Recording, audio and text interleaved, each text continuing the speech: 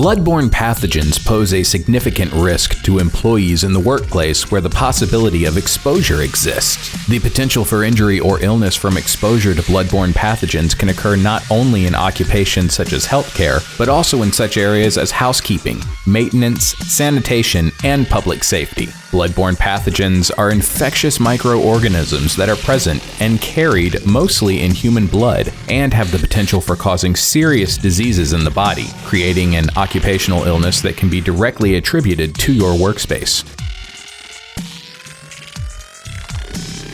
Of the most common types of BBP, the hepatitis virus and the human immunodeficiency virus are of utmost concern for exposure in the workplace. Both hepatitis B and C can create both acute and chronic infections. However, a vaccination has only been developed for hepatitis B. HIV attacks the immune system, the body's natural defense system, creating havoc in the body with the likelihood of a fatal condition resulting from the exposure.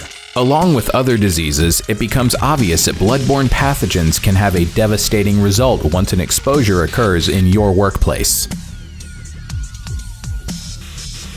Bloodborne pathogens are transmitted via blood or otherwise potentially infectious material, also known as OPIM.